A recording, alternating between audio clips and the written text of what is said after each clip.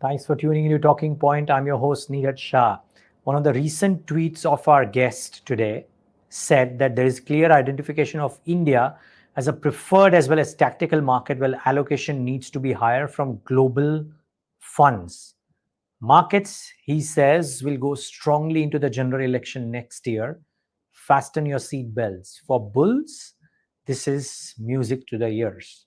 The question to our guest is whether the party will stay well into the next 12 months, which I believe he does believe, and what are the hindrances or risks to something like this. Ravi Dharamshi of Value Quest Johnson right now. His funds have done remarkably well, so he must be a happy man. Ravi, good having you. Thanks for taking the time out. It's good pleasure to be here. Yep, the pleasure is entirely ours. Ravi, your tweet kind of very easily depicts what you feel about the markets. Um, what gives you this optimism? Is it a combination of growth plus flows um, and other? I mean, just lay down the factors for us. Just tell us how you look at the equities through your prism. So, Neeraj, of course, we've been bullish for the past 15, 18 months as well, but the markets have been kind of consolidating. But at our end, also, anecdotally, we have been witnessing a lot of inflows from foreign funds.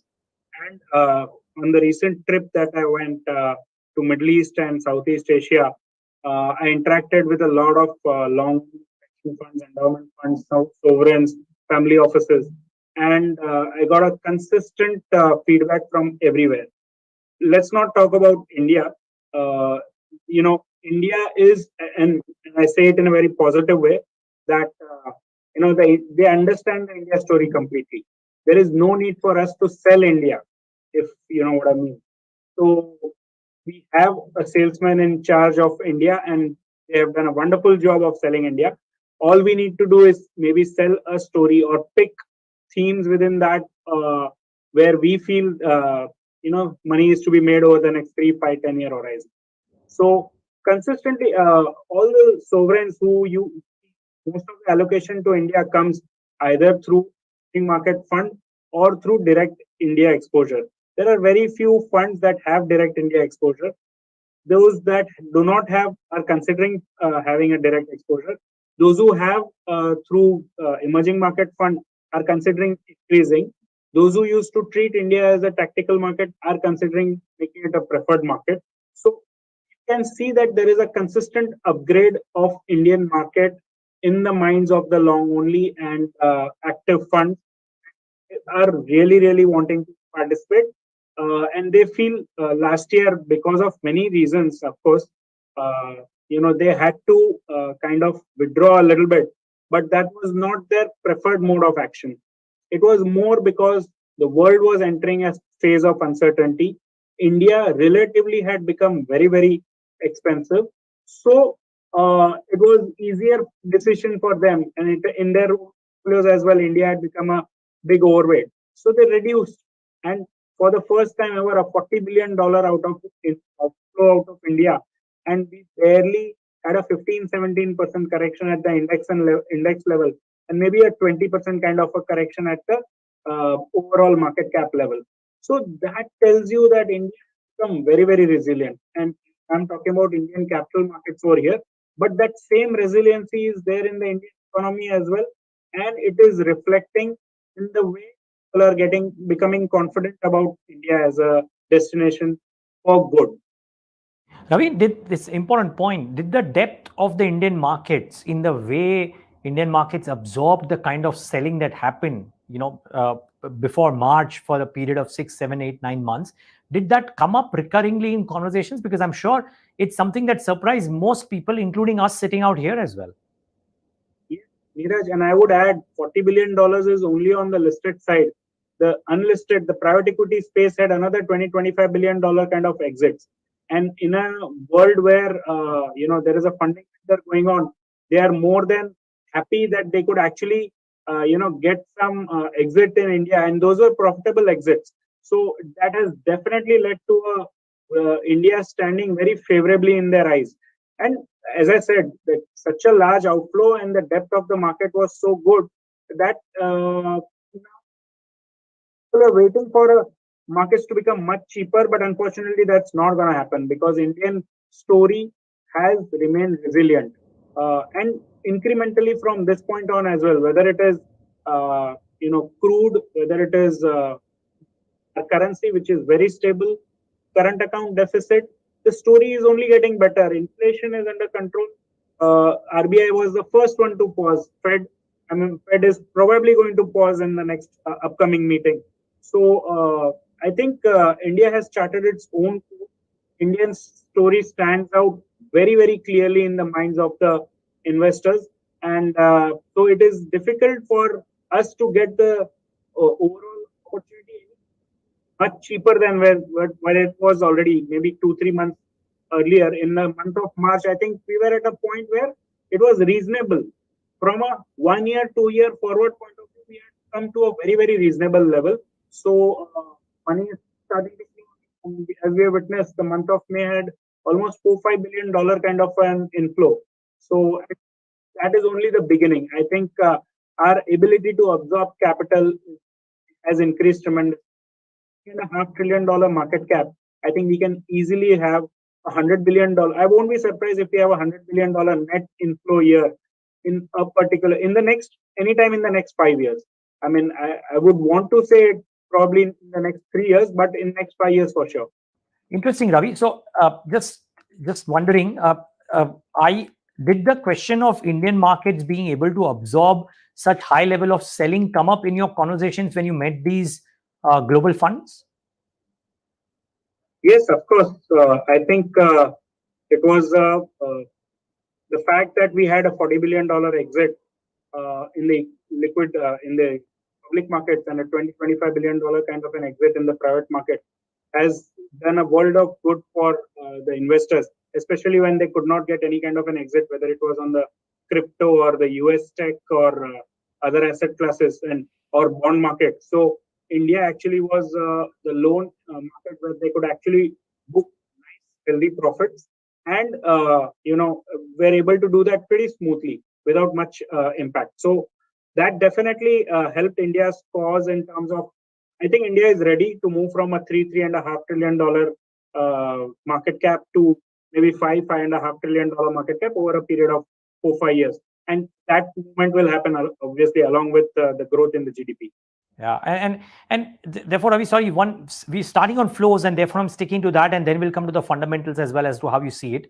But do you reckon that large oodles of inflow could come into India over the course of the next 2, 3, 5 years? And what are are there any telltale risks that people think of when it comes to India? Did the election come into conversation at all? No, so I think absolutely telltale signs that a lot of money will come in. And I think you are right. The two risks that we constantly keep hearing about, one is the election and second is valuations. These are the two things that scare people the most. However, I think on the election front, there is a lot of confidence, but people, before committing any kind of major FDI money, they really want to see the election pan out. But for the capital flows, I think the money is already beginning to come in, as we have witnessed in the month of May, where we had almost $5 billion come in. So I won't be surprised if we see a $100 billion kind of an inflow in a particular year in the next 3 to 5 years. Oh, okay. Ravi, so you mentioned about the kind of flows that are coming into India. You are getting them as well. I would love to understand if you are comfortable putting that money to work, lock, stock, barrel, at the current juncture, at the current valuations that we are at, or are you also tactically waiting for select pockets to dip, even if the market at large does not show a meaningful correction? We are actually more than willing to deploy the money. We have enough opportunities at hand. Stocks, companies, you see, market is actually quite discerning. It is not like the rally in the last 1.5 months has made the market very expensive, or that every stock has participated. Yes, it's been pretty broad-based rally. Maybe 300-400 stocks have rallied about between 20 and 40% kinds, but still enough juice. See, from the point of economic cycle, I think we are still in the early stages. What started off in the depths of COVID is now only going to accelerate going forward. But there is always a sector rotation attached to it. So there are, even at this point, we are seeing enough opportunities. So financial is one space where we have been overweight since the last 12, 15 months, and we continue to stay overweight. And now we are beginning to see opportunities emerge in the financials, but non-lending space.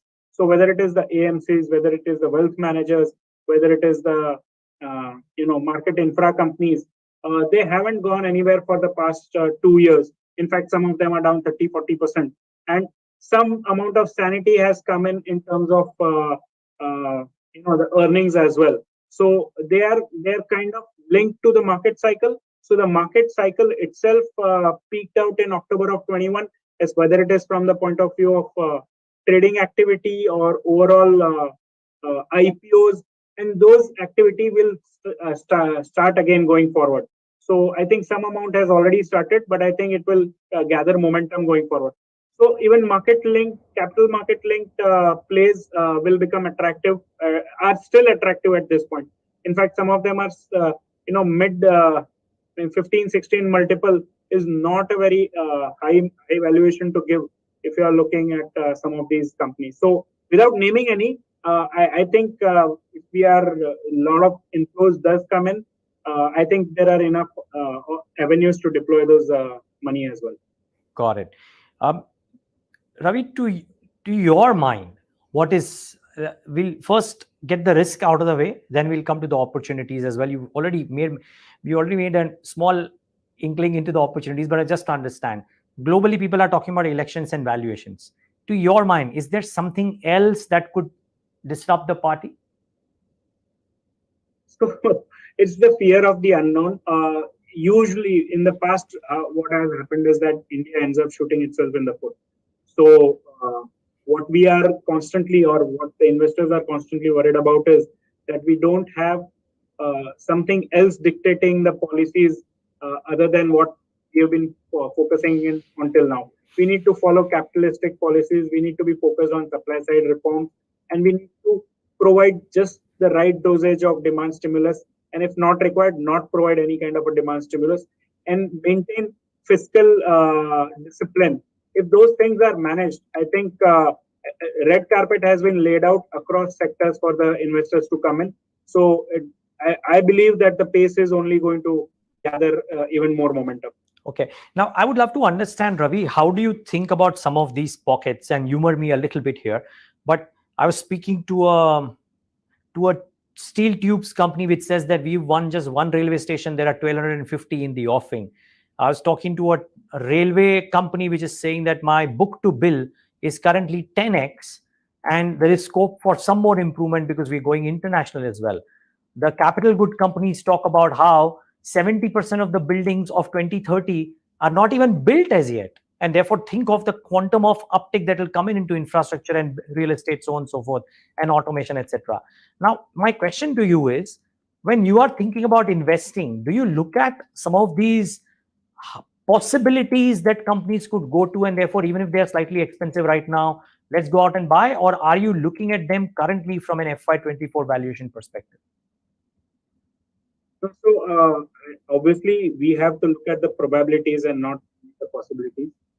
I would rather that I benefit from some of those possibilities panning out over my investment horizon, but I don't want to pay for them upfront for sure when I'm taking a bet. Having said that, stock that goes from 15 multiple to 20, or 20 to 25 to 30 starts looking expensive along its journey, and we have no clue where the end point is. So what you need to do is focus on the cycle. So whether it is from the railway capex cycle, defense capex cycle, overall capex cycle in India, renewables, I think a lot of this opportunity is definitely huge, and it is only beginning. So I don't want to pay 2 years, 3 years forward, but at the same time, I don't see a reason for the stocks to fall 50% just because they are trading expensive. I think as long as the companies continue to deliver on the numbers, the higher multiple are more likely to sustain rather than us witnessing a crash. So what themes do you have the highest comfort on, Ravi? Again, what will turn out, as you said, nobody knows. But where is it that you find the highest comfort amongst pockets that might be a touch expensive if one looks at the TTM multiples, but where the opportunity size gives you the comfort? Okay, we just spoke about those.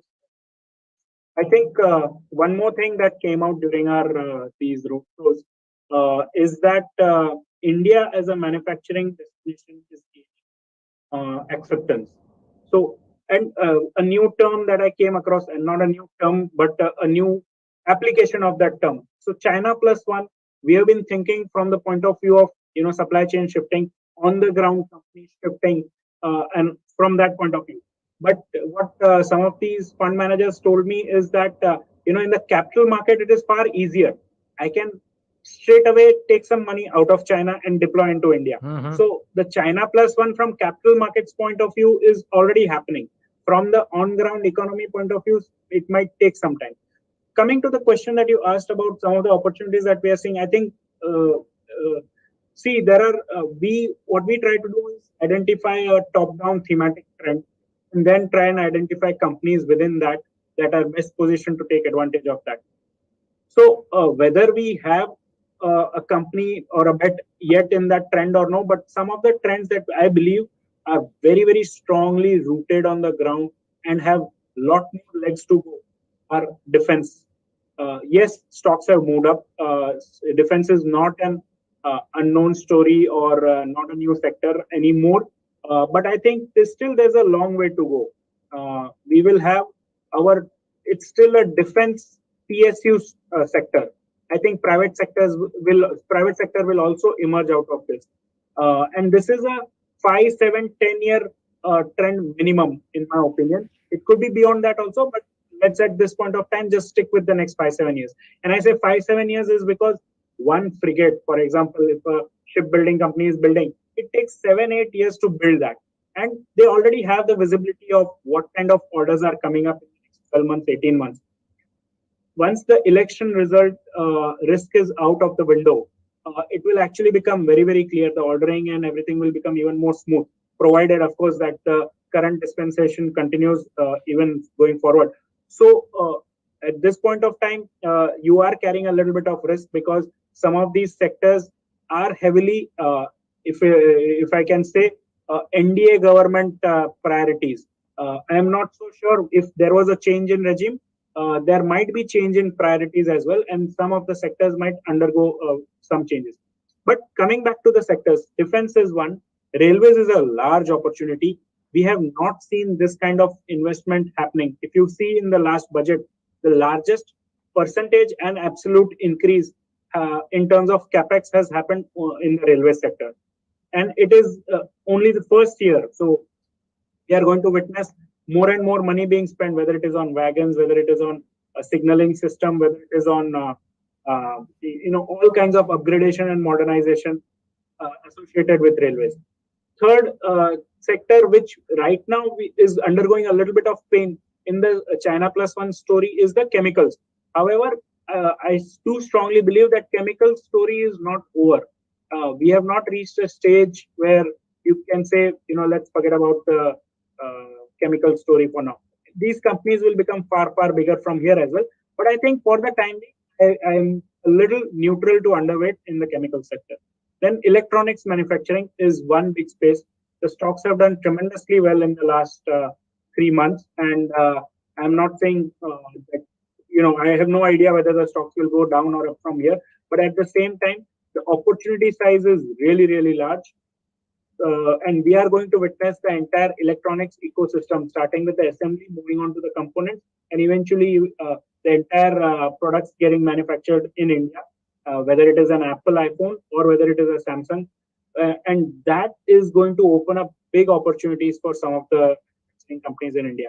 And I think this trend is also a minimum decade, if not more. India will go from being the manufacturing is about 10% of the GDP, 10-11%. I think it will go to somewhere between 15 and 20% by the end of this decade. And I think that itself is the story, because these sectors sector itself will grow at 20-25%, and you will find companies in these sectors which are going to grow much faster than that. So that is a very, very, I say, a fertile space to look for opportunities with a 5-year point of view. See, because the stocks have run up, probably you have to extend your horizon or lower your expectation. But at the same time, the certainty of those trend panning out has only increased. Yeah, and of course, you spoke about capital markets right at the beginning of the conversation. One of the things that some people are talking about is also how you can look at unloved themes which are starting to make a bit of a comeback. I was talking to Jakes earlier, this week, and for example, he was talking about how metals are making a bit of a comeback. Select pharmaceuticals could do well. Now, you have a really strong grip amongst many other things on how pharma, chemicals, etc. do. I heard you speak about chemicals. I haven't heard you speak about pharma as yet. So, Neeraj, we are very, very underweight on pharma. And having said that, okay. I think we are very underweight. We don't have much exposure to pharma. We have one intermediate manufacturer and one generic manufacturer, but overall weightage is much, much lower than it has been in the past. That is because, I don't feel a trend over here. There is a cyclical uptrend that is happening on the generic side, because the pendulum really moved the other way in terms of valuation, and also in terms of people basically gave up hope on the pharma sector. So some amount of rebound is absolutely possible, but again, that for us is a very, very tactical play, and we like to bet on themes and sectors that are more secular in nature. So in the past, I've bet and benefited from the pharma trend over a 10-15 year period. But going forward, I don't have the same kind of confidence on the US generic space. But the domestic space is still good. Okay, but that's a compounder that you can bet on. But just the way you are speaking about it leads one to believe that that's not the pocket that you're really constructive about. Fair call. Sorry, did you want to make a point? Yeah, no. Yes, we are. That's not the most exciting space for us, for sure. I get the drift. Okay.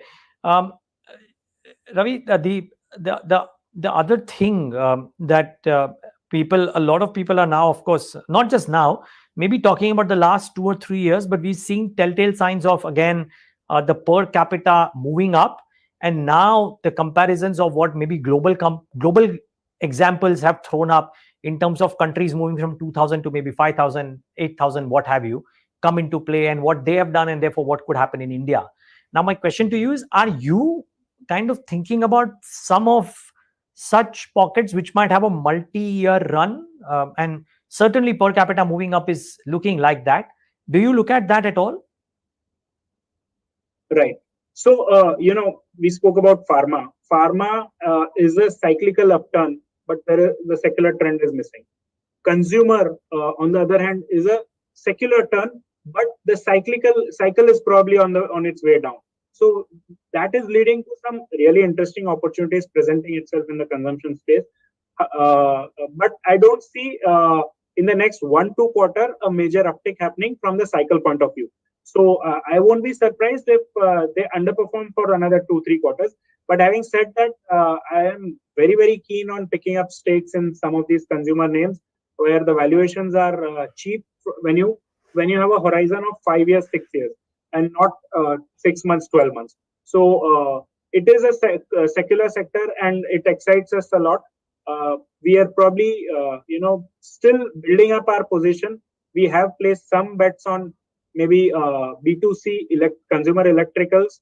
We have placed some bets on quick service restaurant, where some opportunity has arisen. But overall, from consumer point of view, I think there is still further scope for us to place some more bets, and we are likely to do that over the next 6 months. Got it. Last couple of questions. One is on what has been the Pied Piper story of Indian capital markets for the world at large, which has been Indian IT, right? The poster boy, great governance, good growth, secular growth. COVID accelerated it. Right now, right at the opposite end of the spectrum in terms of favor as well as earnings growth. Is it a temporary pull back, which at some point of time could come back? Are you positioned there, not positioned there? Why or why not? So we are absolutely not positioned in IT. We have almost negligible exposure to IT. and precisely because I believe that IT services as a sector is a slow grower. We have matured. I'm not saying, see, these companies are very good quality and the sector is not going anywhere. It is a evergreen sector, but I think you cannot expect to pay a 25-30 multiple in IT sector and make money. You will have to buy it when the margins are down, growth is down, and the valuation multiples are also lower than 20. And then you will probably get a 3-4 year cycle where you can hope to make good money. One such cycle just panned out because of COVID, and it happened to be much shorter than it usually is. It probably lasted less than 8 quarters. So that because that story is behind us, we are not very keen at this juncture. We will wait for time and a moment where the attractiveness of the sector becomes really, it's where if you do a reverse DCF, basically the growth that would be factored in, if it is less than 7-8%, that is where I think it excites us, because then you get the growth coming back from 7-8% to 10-12%, and the margins coming back, and some amount of re-rating also happening. So that's the playbook we have for the IT services. There are some other IT, maybe product IT platform companies.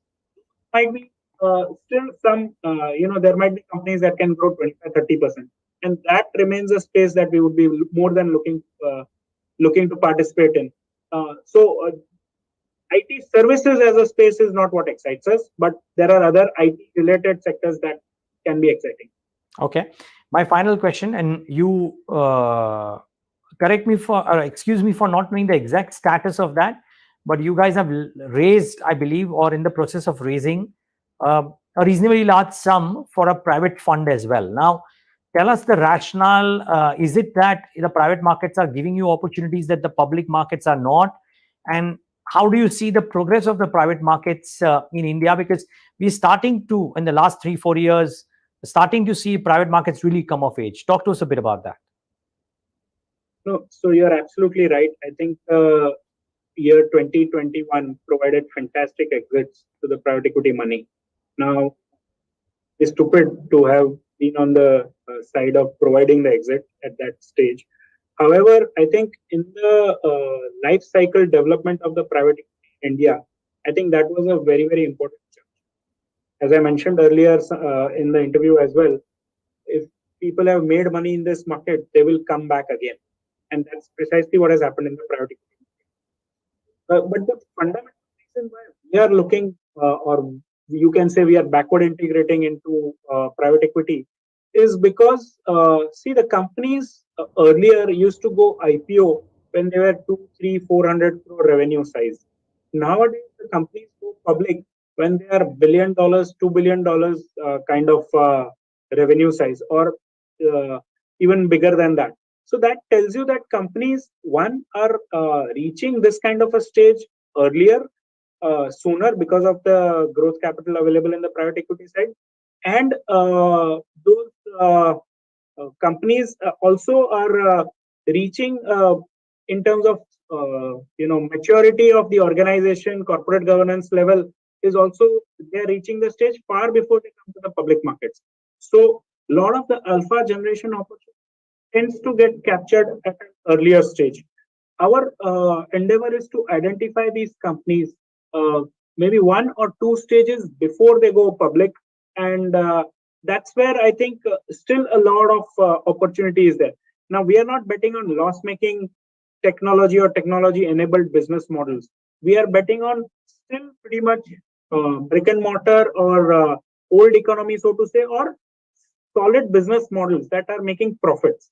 So again, need to separate the private equity frenzy on the those cash burning business model versus the kind of businesses that we want to focus on.